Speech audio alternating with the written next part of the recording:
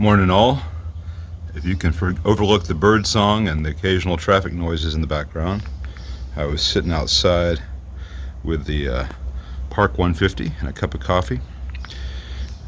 That doesn't look appetizing, but it tastes fine. And I have drawn out a partial schematic of what's in this amp.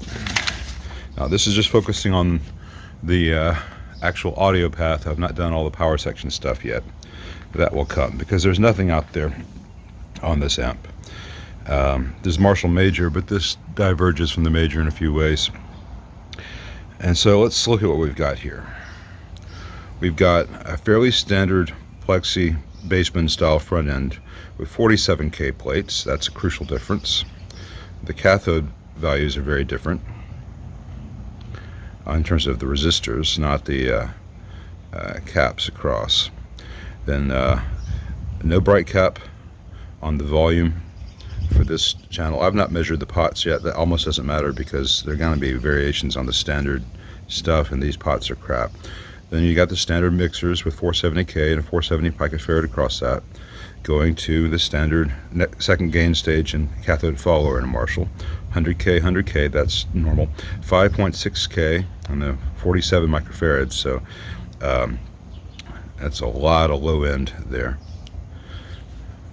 And a relatively cool bias on the DC on that, compared to most Marshalls, which would that be a 1K or an 820 ohm. So quite a substantial lowering in gain there, and also with these plates.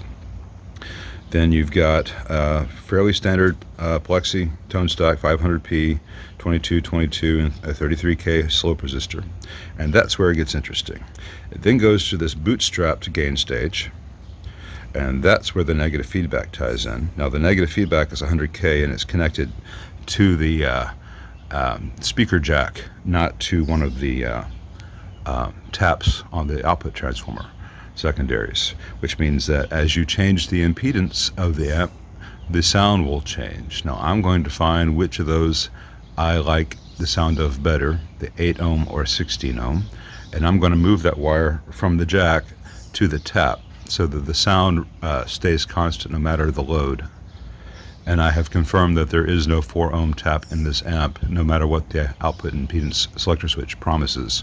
So I will be jumpering the 8 ohm and 4 ohm connections on the switch just to prevent someone doing what I did and powering it up thinking that they had a 4 ohm load and there would be no load. More on protecting the output on this in a little bit. Anyway, after that fairly mild gain stage here, which is where the negative feedback comes in, and that negative feedback is going to offset a lot of that gain.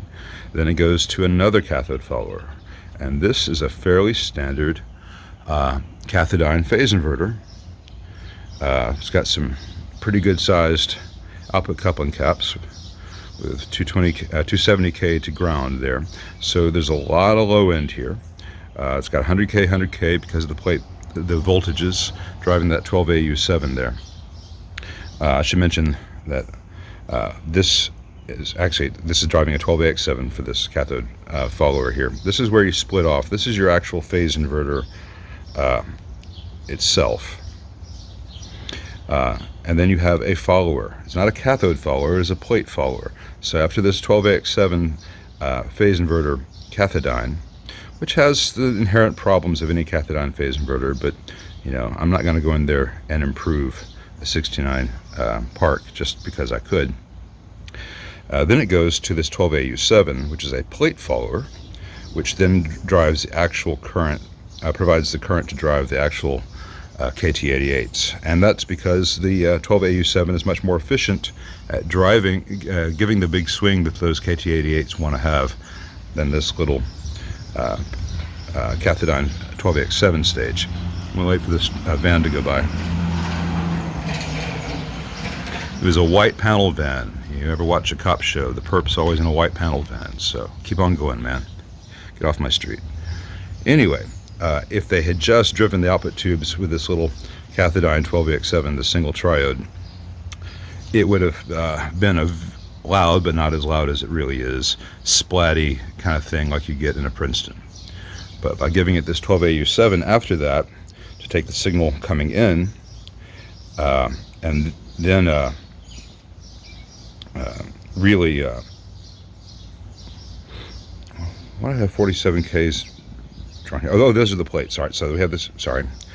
I drew this poorly. It's not the usual format I use. So after this 12AU7, which can provide all the current, and it's getting a nice swing from this, a nice small swing, kind of comparable to what you have in Princeton. It turns this into a great big swing that the KT88's like. And again, 47Ks, this stage is optimized for a 12AU7. It's got an unbypassed 1.5K cathode there. Remember, the negative feedback is done 2 stages previously. And then it has 47 nanofarad output coupling caps. It has 47K bias resistors, which means that instead of this, when I do the master volume, instead of using a standard 250K dual taper or 100K, I may use a dual 50K. Either that, or I will, actually what I think I'll do is, no, I won't get into all that right now, but I'm going to make it so that when this thing is on 10 with a post-phase inverter master volume, it will think it's stock with the 47Ks. I have ways to do that. Then it goes to 5.6K grid stoppers, and the wiring at the output tubes is fairly conventional, aside from, with the 1K screen grids, aside from the 80 ohm between the cathode and ground on each output tube. And so that's going to be working in conjunction with the bias supply. So it's a hybrid fixed bias amp, and that's, I think, just so that the bias doesn't have to be as negative on the tap on the transformer. They're able to get a more negative bias by doing some of the legwork with cathode tricks, so they didn't have to have a huge winding on that transformer. Anyway, that's another subject. So now I have an overall game plan. There's one thing that I've not figured out yet. There is a little voltage divider on the board, and it's a 10K connected to VP1, which is where these 2 plate resistors are, and then it has another resistor to ground, and I can't measure that resistor's value in circuit, and I don't know where the center of that voltage divider is going. So in a little while, when I lift this board up, I will know more about what's going on there, and I'll know about which of these B+ nodes are joined together and which ones are separated into different stages. So like I said, this is a partial schematic, but it tells me the major differences, no pun intended, between this and the Marshall Major. And for one thing, I discovered that what I thought was a radio spares replacement resistor on the board, because it was about the size of a 3-watt resistor and it was gray, it was actually a capacitor. It was actually this 22 nanofarad cap right here. So nothing wrong with that, as long as it's not leaky.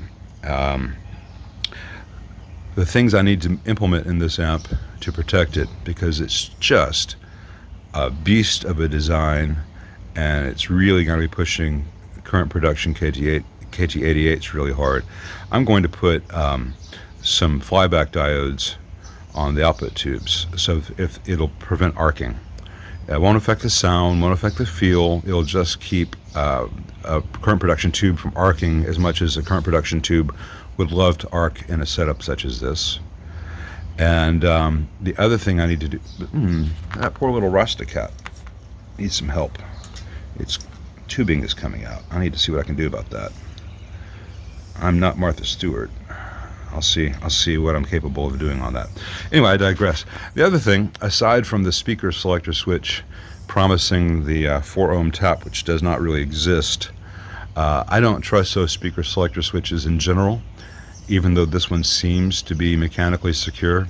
So I'm going to be doing, in addition to the 10 watt chassis mounted metal clad resistor to replace that one on the board that's smoking things, I'm going to put in like a 270 ohm, 330 ohm, 25 watt resistor chassis mounted, and that'll be across the output transformer, primary to secondary, from 16 ohm taps to the common to ground. It will not affect the sound or performance or feel of the amp. because that's going to be a very large resistance in parallel with the very small resistance of a speaker load. So when you plug in a speaker, if you got a 16 ohm load and 16 is in parallel with 270 or 330, you're going to have like a 15 ohm thing, and that's nominal. That's really not going to affect it. But if someone were to use the amp without plugging it in, or if that speaker selector switch failed, or a speaker failed, or the wire came unplugged because someone tripped on stage, the output would still have a load, and that 25 watt resistor would be able to handle the load long enough for someone to say, why is there no sound? As opposed to, what's that smell? Or is someone starting up a grill? Anyway, a very inexpensive thing to do to protect this very valuable and rare amp.